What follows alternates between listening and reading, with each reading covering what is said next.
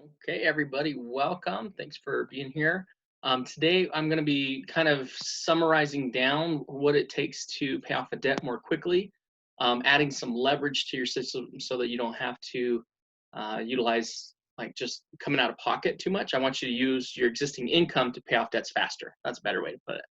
So, if you will float with me here, I just wanted to say really quickly, this is me. For those of you who are watching this video that don't know who I am, my wife and I are real estate investors, and so I'm going to be coming with this particular example of paying down debts from that angle because I learned these tactics as a real estate investor, and they can be utilized all over the place. If you got to pay off student loans, auto loans, whatever it is, you can utilize this strategy and make your money go further, which is awesome. Okay. So let's talk about banking a little bit. But before I do, I just wanted to say briefly, this is a hypothetical example.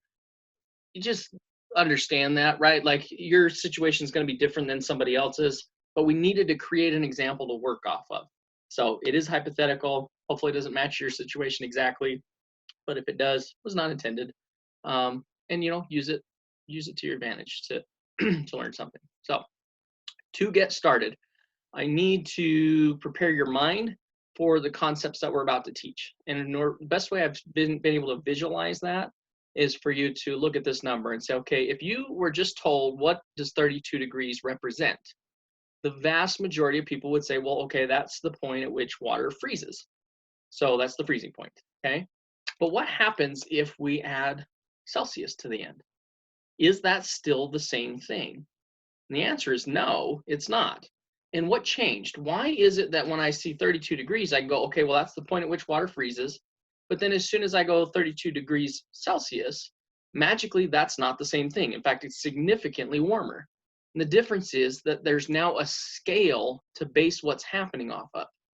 And the reason why I want to bring that up is because when we talk about money and interest rates, that there are different scales being utilized to make our money move around. Like how much we're paying the bank in interest will vary drastically depending on which scale. So are we talking about Fahrenheit or are we talking about Celsius? We need to know that. And so tonight I'm going to teach you how to tell the difference and which one's going to be cheaper for you to use. So in comparison, I just wanted to say that if we were looking at 21% versus 6% interest from a bank, we don't know which one's more expensive at this point because we don't know the scale. And normally when we just see the numbers, we would assume 6% is cheaper. But as you follow along with me, you'll find out that that's not always the case. So in order to do this, I want to talk about loans versus lines of credit. So today we're going to really be kind of showing or discussing why loans are not bad, but not as good as a line of credit. And there's a couple of resources and reasons why that's the case. So in order to show this example, I wanted to build a loan that needed to be paid off. And so in my example, because I'm a real estate investor, I decided we're going to go ahead and do what I'm comfortable with and show how to pay down a house, okay? Now, this could be anything in your life. Like I say, it could be a student loan or things of that nature. But for this situation, we've got a $250,000 home that we're going to get a mortgage on. That's going to be a 30-year mortgage at 6% interest, and that would equate to a $1,500 a month payment. Now, these are accurate real numbers. Now, I have rounded them off, like the $1,500 a month payment, I think is like $1,498 if you ran the actual figures. But my point is for easy examples tonight, we've rounded things off. So $1,500 a month would be the payment on that $250,000 house. Now, we've got to visualize what happens here because many of us understand that when we get a loan, that it's front-end loaded with interest. That means that the majority of the first payment that we make is interest to the bank, and very little goes to principal. But over time, each month, more and more and more of those dollars go to principal until eventually it flips, and the majority of our payments going to principal unless it's going to interest. So I just kind of visualize that for us. So here on the top, you're going to see as we move through that 30-year mortgage, clear over on your left is going to be the first payment and then the last payment down at the end. But as we go through this, we're going to have that shift, the red being the interest as it reduces over time, okay? And again, this is at 6%. So we've got these bars over here that are giving us that example of how we pass through time. And one of the problems that we have in the way this debt is particularly built on a mortgage is that the average person does not live in the home they buy for 30 years. Most of us move eventually.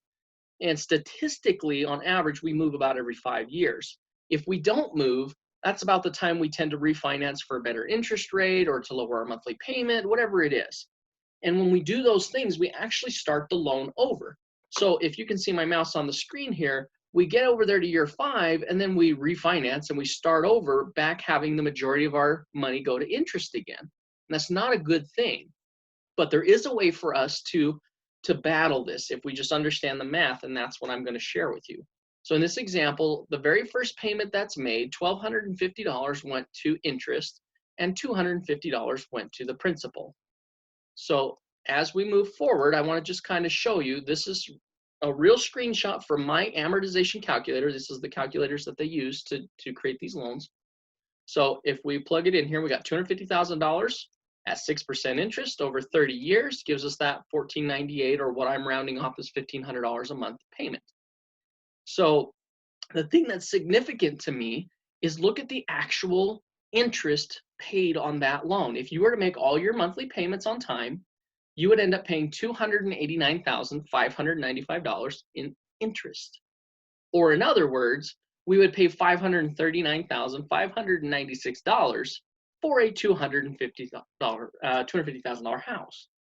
So what I'm asking you to look at is, does that look like 6% interest to you? Because in my eyes, it's over 100% interest. And I think we just don't know that all the time. So now that we've seen a little reality check, how can we do better? How can we pay less in interest with the existing loans that already are in our life? So to do that, I wanted to just kind of hit it home one last moment here. If we were to pay on that mortgage for a year, this particular screenshot is giving us what's called the amortization schedule. It shows how much money goes to principal and interest each month and what the remaining balance is at the end of that. So if we make our $1,500 a month payment for 12 months, we end up spending $18,000. We've written a check for that, sent it off to the bank. That's our mortgage payments. But if we go down here to year 12, or month 12 rather, we can see that our balance has only gone down to about $247,000. So that means in a year, we've only dropped the principal $3,000. But we wrote a check for $18,000, and that hurts. Like, that's not cool.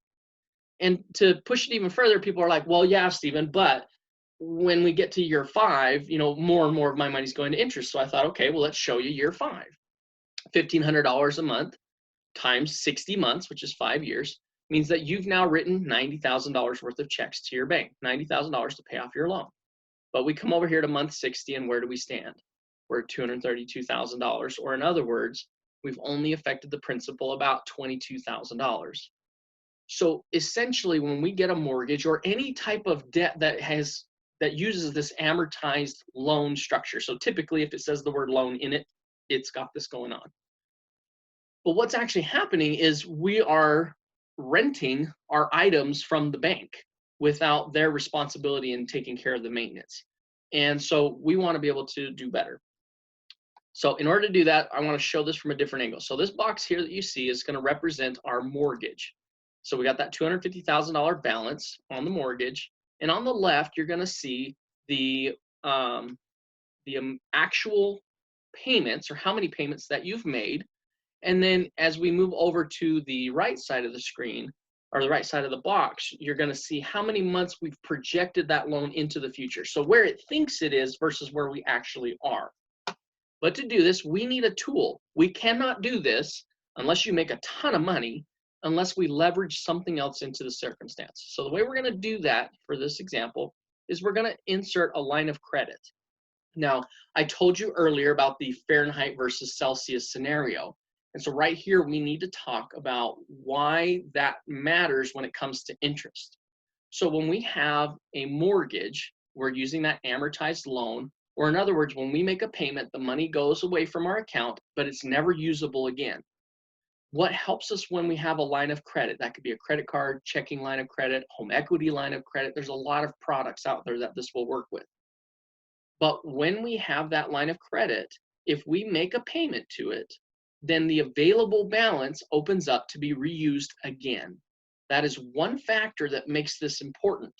But the second part of it is that the interest is calculated in a simple manner, not in an amortized manner, which means whatever the interest we actually in our brain think we have is probably what it actually is. So if we go back a little, a few steps ago and we talked about that mortgage, we spent $539,000 on a $250,000 house at 6% interest. That to me actually calculates to closer to 120%. But if we go over here to a credit card, even if it's at 21% interest, the interest is actually 21%. So we're going to use that aspect and that ratio to help us out. But again, I don't want you to have to earn extra money. So watch how we play this. So I made a $10,000 line of credit as just an example of what's possible. I don't know if you have more or less, but you work with what you got. So what we're going to do in this example is we just bought this $250,000 house, and on our very first payment, we're going to move $10,000 of that mortgage over to our line of credit. Now this move, a lot of people go, Stephen, you can't do that because now I have two debts in my life. I have the line of credit payment and I have the mortgage payment.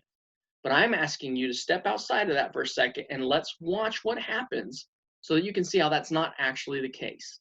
So for example, when I moved the $10,000 over, I now have $240,000 on my mortgage. And I have the $10,000 on my line of credit. Add them together, I still owe $250,000. And if we play the game right, we will not incur a new monthly payment out of the line of credit. And that's the fun part. Okay, so, but what we want to look at is when we made that one chunk or that first move, we need to see where on the amortization schedule that puts us. So if we come over here to where $240,000 lands on the description, that's about month 36. So if we take that into account, we, in the very first month we own the house, have fast forward our loan 3 years. That being said, we still owe that $10,000 and we got to pay that off. So we're going to show how to do that. Okay. I say we, me, I'm the one here. Okay. So we got to create an income. So I just had to kind of represent something. So if the average household was making, let's say $4,000 a month, we typically take that into our checking account and then we go pay our bills, right? And if we're good stewards of our money, we should not be spending more than what we currently owe. So that would put us in this situation at $3,250. So I don't know where you stand. It could be very different and it might vary month to month. But the point is let's say $4,000 goes in, $3,250 goes out. What I don't want you to do anymore is to stay in this cycle because we consider this the rat race. When people talk about living the rat race, it's my money goes in and my money goes out. Money goes in, money goes out. And that's a never-ending repeated cycle. You are going to now be smarter and not do it that way. So the way we're going to do this is we're going to start depositing our income onto our line of credit. And we're going to have to understand why that matters. So when our line of credit comes into play, I wish I had it right here in front of me, but imagine I've got a debit card here and a credit card here. My debit card can still buy gas, groceries, pay the utility bills, everything that we're used to. But my line of credit card can also do the exact same things. They both swipe the same way. And so we just have to behave differently in our mindset of how we're using this money. So our money's going into our line of credit, but we're then going to pay our bills out of it. But what happens is the magic is part of this process. So as we pay our $3,250, what ends up happening is we have a remaining balance of $750 on the line of credit. So by the end of the month, we've paid $750 of that debt off. And if we continue to do that over about a 13-month period, we will eventually have paid all of that $10,000 off. Now, I never said this was a get-rich-quick scheme, hurry up and pay things off in phenomenal time. But this is going to do things at a much more rapid pace than what we're used to. So we spend the 10 months paying our bills out of our line of credit, and every single month, month one, $750 was left. Month two, $1,500 was left. And so on and so forth until 13 months later, all $10,000 has been paid off. But what has happened to our mortgage in that time? So 13 months has passed. We look at the right side of our screen here. But now we got to go over and say, well, how did we fast forward our loan? So we're going to add 13 months to the 36 months that it thought it was at. So that puts us at month 49. So we go over to our amortization calculator, say, okay, well, how much do we owe now? So at month 49, we owe $236,000. So we come over here, 236,000, awesome. But we paid off that line of credit. So we're ready to do another chunk. And as we take that next chunk, that drops us to $226,000. So we go back, where's 226,000? It lands at about month 79. I think for my example, I said 78, close enough. So we're at month 78 on our mortgage. But how much real time has gone by so far? 13 months. So in just over a year, we have fast forwarded that loan, thinking it's 78 months into the future.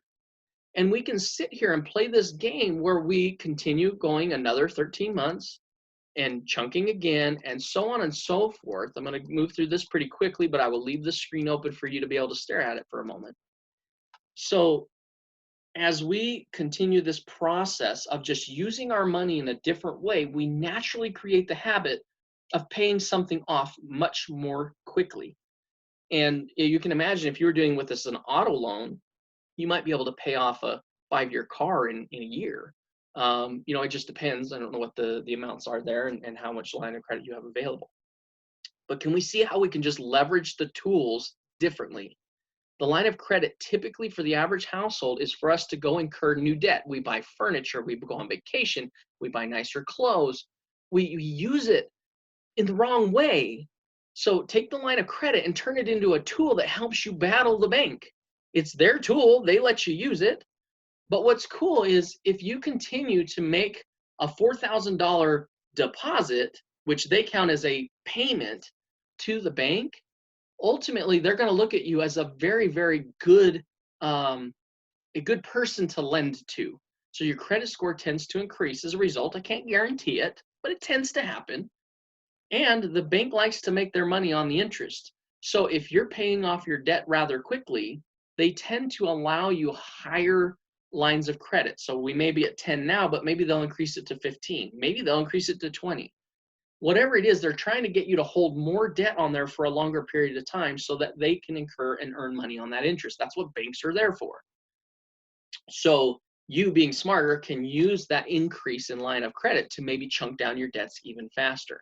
So the beauty is you can use the tool in a way that makes the bank love you, which gives you the tools you need to pay things off even faster, which makes the bank love you even more. It's insane.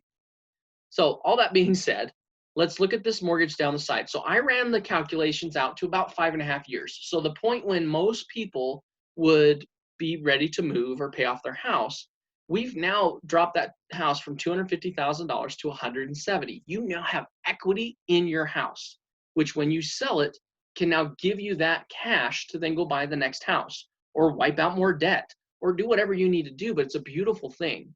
And all we did was just pay for our debts in a different way. We didn't ask to refinance anything. We didn't make any special phone calls or letters or anything. We just did it.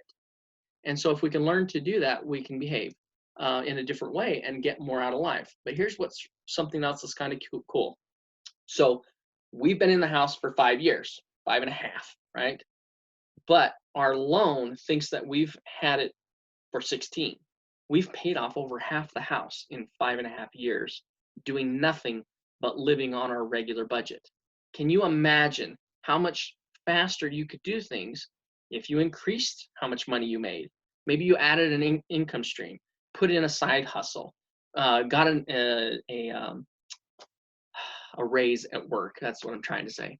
So, when we have new situations in our life, we can increase the speed at which we're able to get things done. And so to kind of put it here politely is if we did this example right here for 5.5 years, we will have saved $207,000 in interest on that mortgage. And we eliminated 11 years of payments that we now don't have to make. It's amazing. So don't be scared to go out there and try these things. If you don't want to put all your money on a line of a credit, the first month, don't do that. But maybe try and get in a habit of, putting $500, $600, $700 in there and then go use that to buy your gas, groceries, pay your utilities, things that you're commonly used to. and then work your brain up to the point where you can feel comfortable depositing your whole income and then turning around and paying for everything.